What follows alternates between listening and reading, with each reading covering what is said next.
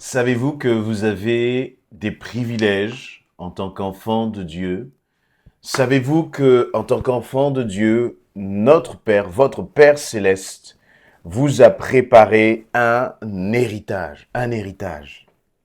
La Bible nous parle justement de cet homme, Ésaü, qui était l'aîné. Isaac a eu Ésaü et Jacob comme fils. Et il nous est parlé là eh bien, à cette époque-là, lorsque vous étiez l'aîné, vous aviez ce qu'on appelle un droit d'aînesse. Dans ce droit d'aînesse, vous aviez un héritage qui était particulier, qui était beaucoup plus favorable que si vous étiez le deuxième ou le troisième de la famille. Et il nous est parlé là justement de cette notion d'héritage dans Hébreux chapitre 12, où il nous est dit, et il y a une mise en garde par rapport à cela. Hébreux chapitre 12 à partir du verset 14, et il nous est dit, faites tous vos efforts pour être en paix avec tout le monde, et pour mener une vie de plus en plus sainte, sans laquelle nul ne verra le Seigneur.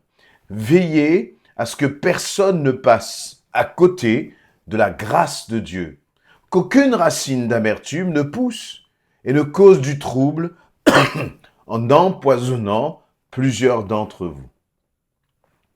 Verset 16, qu'il n'y ait personne qui vive dans l'immoralité ou qui méprise les choses saintes, comme Ésaü, qui pour un simple repas a vendu son droit d'aînesse. Vous savez que plus tard, lorsqu'il a voulu recevoir la bénédiction de son père, il a été rejeté, car il n'a trouvé aucun moyen d'amener son père à revenir sur ce qu'il avait fait, bien qu'il l'ait cherché en pleurant. Dans ce passage, il nous est donc donné un certain nombre d'avertissements, notamment sur le fait de vivre dans la sainteté, le fait de ne pas laisser de racines d'amertume dans nos cœurs. Donc, face à des situations où il faut pardonner, eh bien là, la Bible nous dit, ne laissez pas d'amertume dans votre cœur, parce que ça va causer du trouble, ça va vous empoisonner. Autre avertissement au verset 16, ne vivez pas dans l'immoralité. En général, lorsqu'il nous est parlé là d'immoralité, c'est très souvent l'immoralité dans le domaine sexuel, mais ça peut être l'immoralité au sens large, le mensonge, comment dire, toutes les façons de se comporter, de se conduire, qui sont contraires à la morale chrétienne, c'est-à-dire au plan de Dieu, à la volonté de Dieu. Et là, eh bien, il nous est dit, ne vivez pas dans l'immoralité. Comme, voyez, vivre dans l'immoralité, c'est le contraire de la sainteté, c'est-à-dire rejeter, mépriser ce qui est saint. Qu'est-ce qui est saint lorsque l'on est enfant de Dieu? Ce qui est saint, c'est bien sûr de méditer la parole, de lire la Bible. C'est ce que tu écoutes, quel type de musique tu écoutes. Alors, ce n'est pas pour être dans une forme de légalisme, mais imaginez que vous passez votre temps à écouter des musiques dans lesquelles les paroles sont contraires à la parole de Dieu. Comment peut-on penser que l'on puisse tirer quelque chose de bon à partir de paroles qui sont mauvaises? Cela va réjouir notre chair, cela va nous faire du bien charnellement parlant, mais cela nous détruit, nous empoisonne du point de vue spirituel. Ça peut être aussi ce que tu vas regarder. Si tu passes ton temps à regarder des choses qui sont futiles, eh bien, ne t'étonne pas que ta vie spirituelle soit au point zéro. Parce que tu as besoin de nourrir ton âme avec ce qui vient d'en haut. Et c'est exactement finalement ce qui s'est passé pour cet homme, Ésaü. Ésaü était l'aîné. Son père, Isaac, avait pour lui un héritage. Et donc Ésaü, en tant qu'aîné, il avait un droit d'aînesse. Et à travers ce droit d'aînesse, il aurait pu, c'est plus que des biens matériels dont il allait hériter. Il allait hériter d'une bénédiction spirituelle, qui est elle-même bénédiction que Dieu avait promis à Abraham et ensuite en descendance. Eh bien, Ésaü devait être celui qui a hérité de cela. Et pourquoi c'est intéressant, c'est que de considérer ces aspects-là, c'est que nous avons besoin de réaliser qu'en tant qu'enfants de Dieu, nous avons aussi un héritage. Nous avons un héritage qui est céleste. Nous avons un héritage qui est immatériel. Ce que je veux dire par là, c'est que ton héritage n'est pas simplement ta place dans l'éternité. Bien sûr que ça vaut toutes les bénédictions, c'est le plus grand des héritages. Mais d'ici là, il y a un certain nombre de bénédictions et de grâces qui sont les résultats, les conséquences d'une relation profonde avec Dieu. Ce à quoi le Seigneur nous appelle, c'est de vivre déjà ici-bas dans la paix. C'est d'être dans la joie. Réjouissez-vous, j'en parlais récemment encore. L'apôtre va dire dans l'Épître aux Philippiens, réjouissez-vous, réjouissez-vous, toujours dans le Seigneur, pardon. Tu as un héritage de joie, un héritage d'amour, un héritage de paix, d'assurance, maintenant, si tu vis main dans la main avec le Seigneur. Mais dans le verset 16, il nous est dit qu'il n'y ait personne qui vive dans l'immoralité ou méprise les choses saintes comme Ésaü, qui pour un simple repas a vendu son droit d'aînesse. Ésaü avait faim. Comme il avait faim, il voulait à tout prix manger un plat de lentilles que son frère était en train de préparer. Et son frère Jacob était un peu un filou, un usurpateur. Et donc, filou qu'il était, il est dit à son frère, « Je veux bien te donner un plat de lentilles en échange de ton droit d'aînesse. » Et c'est comme cela que, finalement, Isaac, qui n'était pas celui qui était destiné à recevoir la promesse, du point de vue de sa filiation familiale, du point de vue du fait qu'il était le deuxième, il a reçu ce droit d'aînesse contre un plat de lentilles. Et Ésaü, parce que finalement, il était attaché aux choses matérielles. Il était attaché aux choses charnelles. Il était attaché au plaisir immédiat. Il a perdu l'héritage que Dieu avait en réserve pour lui. Et combien de fois, nous aussi, nous pouvons succomber pour un plaisir immédiat.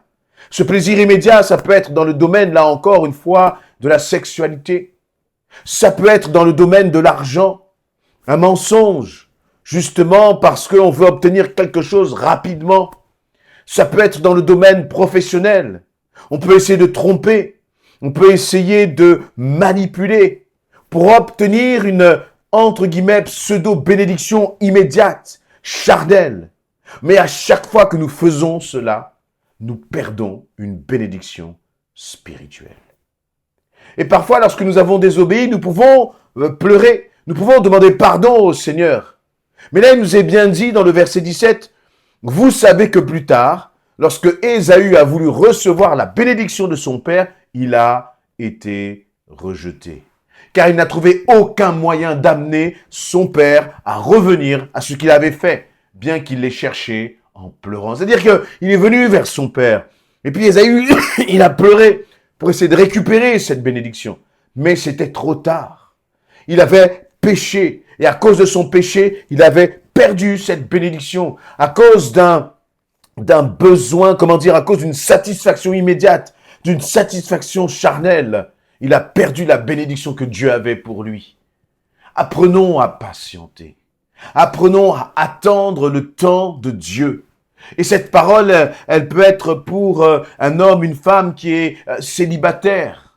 Ne cours pas, ne te précipite pas. Pour une satisfaction immédiate, tu pourrais totalement hypothéquer ton avenir. Tu pourrais hypothéquer ta destinée pour répondre à parfois une souffrance qui est légitime. Mais cette souffrance qui est légitime, si tu essayes d'y répondre par un moyen charnel, tu cours à l'échec comme Ésaü a couru à l'échec et est passé près de la volonté de Dieu. Et passé à côté de la volonté de Dieu, à côté de la bénédiction, à côté de ce que Dieu avait prévu pour lui. Et je crois qu'il est bon que nous réalisions à quel point Dieu a prévu des choses extraordinaires. Dieu a prévu des choses magnifiques pour toi, pour ta vie. Dieu ne t'a pas oublié, contrairement à ce que tu peux penser, contrairement à peut-être les pensées que tu cultives, où tu te dis, mais où est Dieu? Tu n'oses pas le dire, mais au fond de toi, tu te poses cette question.